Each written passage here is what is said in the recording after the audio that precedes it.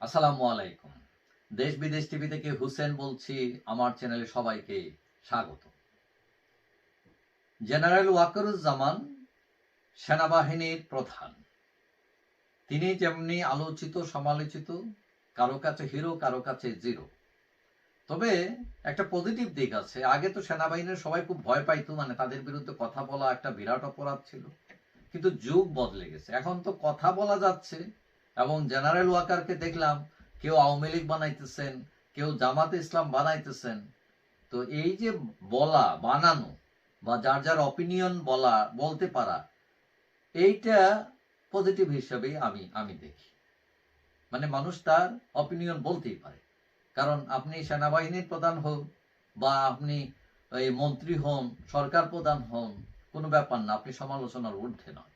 সকল সিভিল সোসাইটিতেই এটা বলা যায়, কিন্তু আমাদের দেশে বলা যাচ্ছে, দ্যাটস ফাইন। এখন শেখ হাসিনা সরকারের পতনের পর কেউ কেউ মনে করেন, বিশেষ করে আওয়ামী লীগের লোকেরা, যে এটার জন্য সেনাবাহিনী দায়ী। সেনাবাহিনী প্রধান ছিলেন জেনারেল ওয়াকার, শেখ হাসিনার আত্মীয়। তিনি তার বাহিনী দিয়ে শেখ হাসিনা সরকারকে টিকিয়ে রাখতে পারতেন যদি চাইতেন। কিন্তু যেটা বোঝা যাচ্ছে যে তিনি শেখ হাসিনা বা রাজনৈতিক বিশ্লেষণ না করে তিনি তার বাহিনীর মতামতকেই প্রাধান্য দিয়েছেন।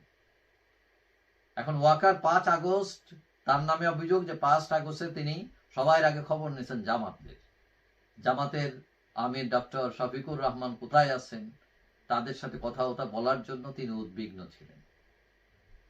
এখন এইদিকে আবার কয়দিন আগে সেনাবাহিনী আওয়ামী লীগ পুনর্বাসনের প্রস্তাব দিয়েছে হাসনাত আব্দুল্লাহ ওদের কাছে, শিরিন শারমিন, সাবের হোসেন চৌধুরী, এদের নেতৃত্বে নতুন আওয়ামী লীগ। এখন তাতে বোঝা যাচ্ছে তিনি আওয়ামী লীগ বিরোধী নন। তিনি শেখ হাসিনা বা শেখ পরিবারের বিরোধিতা করতে পারেন, কিন্তু আওয়ামী লীগকে আবার দাঁড়া করানোর চেষ্টাও একটা আছে। তো এখন কেউ বলতেছেন তিনি জামাত, কেউ বলতেছেন আওয়ামী লীগ। আসলে কোনটা তিনি? এখন সেনাপ্রধান যদি সর্বাগ্রে জামাত নেতাকে খুঁজে থাকেন, সেটা সত্য হয়, তাহলে তার জামাত নীতি নিয়ে প্রশ্ন। আবার আওয়ামী লীগ পুনর্বাসনের যেহেতু সেনাবাহিনীর প্রস্তাব, সেহেতু এই বাহিনীর প্রধান হিসাবে নিশ্চয় তার অনুমতি সাপেক্ষে ব্যাপারটা ঘটেছে, সুতরাং তার আওয়ামী লীগ প্রেমও আছে। তাহলে কথা এই দাঁড়াচ্ছে, তিনি আদা আওয়ামী লীগ আর আদা জামাত। ওই দিন একজন আমারে বললেন যে জেনারেল ওয়াকারকে আওয়ামী লীগের সভাপতি করলে ভালো হবে। একজন ইমামের দুর্নীতি করার সম্ভাবনা কম থাকে, তিনি তো এখন ইমামও হয়েছেন, সুতরাং এইরকম একজন ইমামকে আওয়ামী লীগের সভাপতি দেওয়া হোক, দুর্নীতি বন্ধ হয়ে যাবে। কথা হচ্ছে, তিনি যখন পেশাগত দায়িত্বে থাকবেন তখন তো তার রাজনীতির ভাবনা প্রকাশের সুযোগ নাই। তবে একজন নাগরিক হিসেবে বাংলাদেশের তার একটি মতাদর্শ থাকতেই পারে, একটি দলের প্রতি তার সাপোর্ট থাকতেই পারে, এটা কোনো অন্যায় নয়। এখন সেনাপ্রধান নিয়ে যতই সমালোচনা হোক না কেন, অবসরে গেলে তিনি যে রাজনীতি করবেন না, তিনি যে আওয়ামী লীগ করবেন না, তিনি যে আওয়ামী লীগের সভাপতি হবেন না, তা কিন্তু বলা যাবে না। মানে আপনারাই তো বলেন রাজনীতিতে শেষ কথা বলে কিছু নেই। আমরা দেখছি ইতিমধ্যেই অনেক সেনাবাহিনীর অনেক ঊর্ধ্বতন কর্মকর্তা নতুন দল বানাইতেছে। কেউ কেউ অতীতে দেখছি বিভিন্ন দলে যোগদান করছেন, অনেকেই রাজনৈতিক অ্যাম্বিশন নিয়ে নতুন দল করে ক্ষমতায়ও গেছেন। সুতরাং ওয়াকার সাহেব করলে যে মহাভারত অশুদ্ধ হয়ে যাবে, ব্যাপারটাকে সেই রকম না।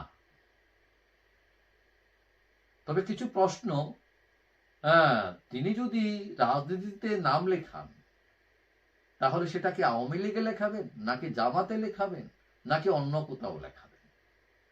এখন রাষ্ট্রবিজ্ঞানের ভাষায় মানুষ হচ্ছে রাজনৈতিক জীব।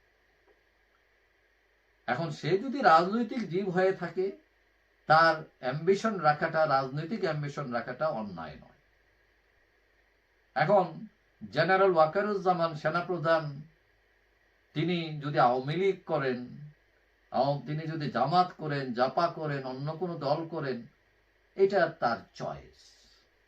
তবে তিনি যেহেতু অবসরে যাওয়া তার এখনো বাকি আছে, সুতরাং তার রাজনীতির করবেন কি করবেন না সেটা পরের প্রশ্ন।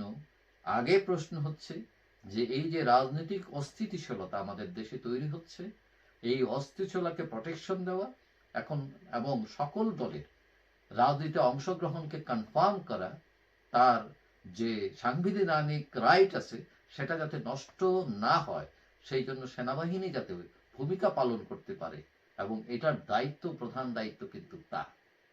তিনি যদি সফল হন তাহলে তিনি যেরকম ফুলের মালা পাবেন, তিনি যদি ব্যর্থ হন তাহলে জুতার মালাও পেতে পারেন। যাই হোক, আমরা অপেক্ষা করি। যাই হোক, সবাই ভালো থাকবেন। আশা করি দেখা হবে অন্য কোনো ভিডিওতে ইনশাআল্লাহ। আল্লাহ।